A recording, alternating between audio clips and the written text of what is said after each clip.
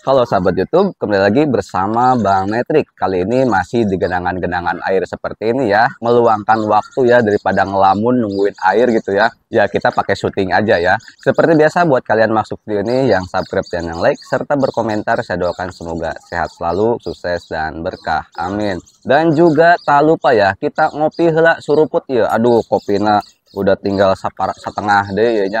Walaupun bukan kopi hidung, nu penting mah hanet jeung raosnya. Aduh, mantul.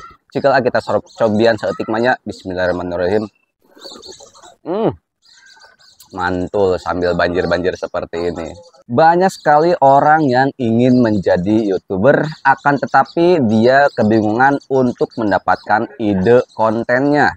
Mau bikin ini udah ada, mau bikin itu juga udah ada. Jadi serasa dia itu ingin bikin konten kehabisan tema ya.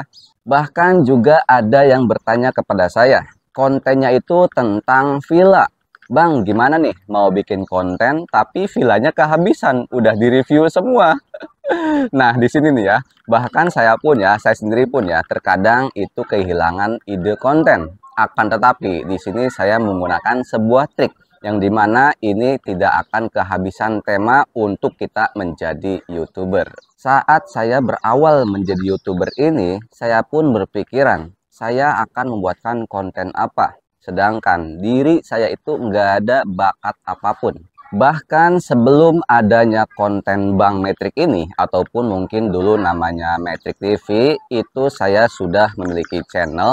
Akan tetapi channel saya dulu itu di-banned oleh YouTube. Karena saya nggak paham tentang peraturan-peraturan di YouTube ini. Yang ada saya itu asal upload aja, nggak taunya besoknya di-banned. Setelah channel saya di-banned tersebut, di sana saya mendapatkan sebuah formula yang dimana mungkin formula ini sudah banyak saya sampaikan kepada teman-teman, yaitu adalah hobi, history, dan study.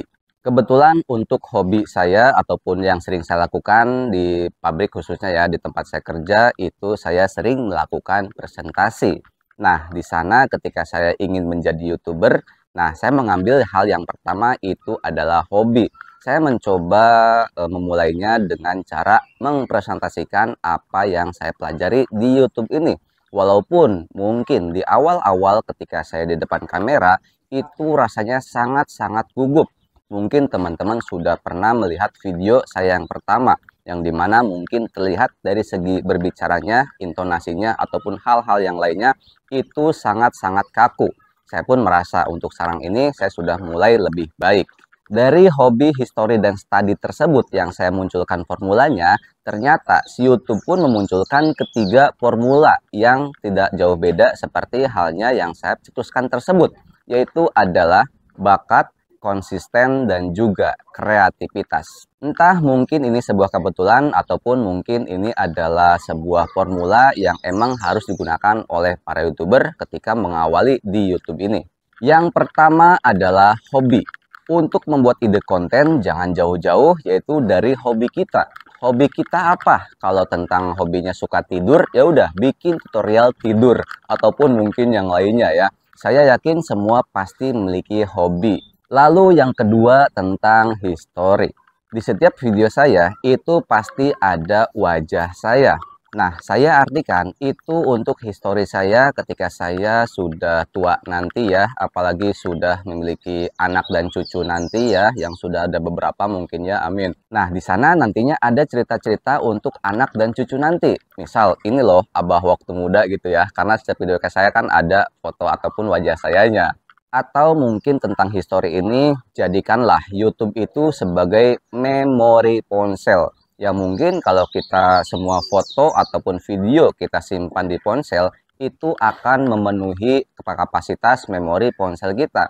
Nah, dari sana kita upload saja ke YouTube, yang mungkin itu akan bisa menjadi histori emas kita ketika mungkin kita sudah tua mendatang nanti ataupun mungkin suatu saat nanti. Lalu yang ketiga ini study. Nah, study di sana saya artikan itu adalah untuk belajar, di mana mungkin kita sudah membuatkan konten-konten yang sebelumnya. Nah, di sana kita belajar apa sih sesuatu hal yang bisa kita katakan kurang pada konten-konten kita sebelumnya. Di samping itu juga tentang studi ini, kita bisa belajar lebih berkembang ketika kita sudah menjadi YouTuber ini. Yaitu mungkin salah satunya jadinya kita ketika masuk ke YouTube ini, kita jadi bisa lebih presentasi, lalu bisa lebih mereview sebuah produk, ataupun mungkin hal-hal yang lainnya. Seperti halnya mungkin editing video. Nah, sekarang saya coba masukkan apa yang sudah dikatakan oleh formulanya YouTube, yaitu adalah minat, konsistensi, dan juga kreativitas. Yang saya katakan sebelumnya adalah hobi. Hobi atau dikatakan oleh YouTube adalah minat. Nah, di sana ada kesamaan. YouTube pun sudah mengatakan minat apa yang kita miliki untuk kita jadikan konten di YouTube ini. Kita nggak perlu ikut-ikutan menjadi orang lain, akan tetapi kita bisa menjadi diri kita itu sebagai apa. Lihat apa yang kita suka, apa yang kita minat untuk kita jadikan konten. Lalu yang kedua yang saya katakan adalah history, dan yang YouTube sebutkan itu adalah konsistensi. Nah, apa yang sudah YouTube katakan tentang konsisten itu nggak jauh beda seperti halnya saya sebutkan, itu adalah history. Ketika konsistensinya sudah ada, maka konsisten tersebut itu akan menjadi history bagi diri kita. Dan yang ketiga yang saya sebutkan itu adalah studi. YouTube mengatakan itu kreativitas. YouTube mengatakan kreativitas tersebut itu adalah pertahankan kreativitas yang sudah kita miliki dari segi minat dan juga konsistensinya. Agar ketika kita sudah menjadi YouTuber, itu kita bisa lebih berkembang. Tidak jauh beda seperti halnya saya sebutkan, yang ketiga itu adalah studi. Yang dimana kita harus bisa belajar melihat kekurangan apa yang sudah kita upload dari video-video sebelumnya. Dan juga bisa dikatakan agar penonton-penonton setia kita itu bisa tidak kabur ketika kita sudah mempertahankan dari segi kreativitas kita, ataupun kita sudah belajar dari kekurangan-kekurangan apa yang sudah kita upload tersebut.